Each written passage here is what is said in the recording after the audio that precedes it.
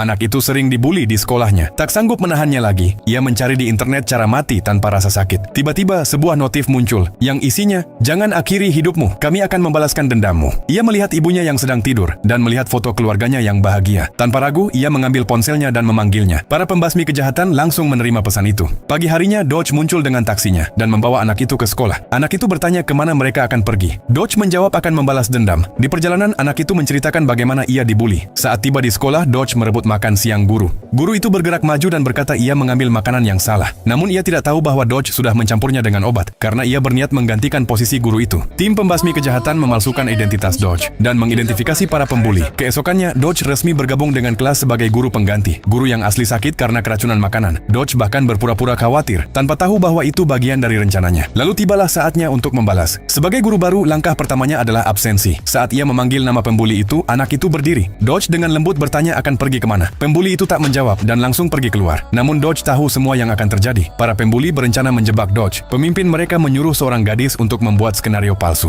Salah satunya memberitahu Dodge bahwa ada yang menunggunya di perpustakaan. Begitu ia pergi, yang satunya menyelipkan majalah kotor dan foto-foto gadis itu ke dalam tasnya. Dodge tiba di perpustakaan. Ia tak melihat siapapun. Ia mengira mungkin tamu itu ada di luar. Namun saat ia keluar, gadis itu tiba-tiba muncul. Ia mengacak-acak rambut, melepaskan jaketnya, lalu menendang pintu dan berteriak. Mendengar keributan itu, para siswa dan guru bergegas mendekat. Bertanya apa yang terjadi. Gadis itu menunjuk Dodge dengan jari gemetar dan bilang foto-fotonya ada di dalam tasnya. Semua orang terkejut. Pembuli itu tersenyum di kerumunan. Kepala sekolah mendapat panggilan dan mengumumkan melalui speaker agar Dodge datang ke kelas. Di perjalanan, guru perempuan itu memarahinya tanpa henti. Saat Dodge melewati si pembuli, ia hanya memberinya kedipan. Ternyata sebelumnya, rekan Dodge yang menyamar sebagai murid perempuan telah memindahkan majalah dan foto itu ke tas milik si pembuli. Saat tiba di kelas, Dodge meminta agar menggeledah tas si pembuli itu. Kepala sekolah itu menumpahkan isi tas si pembuli dan terjatuhlah majalah kotor dan foto-foto gadis itu yang telah dipindahkan. Namun sekarang giliran Dodge untuk tersenyum.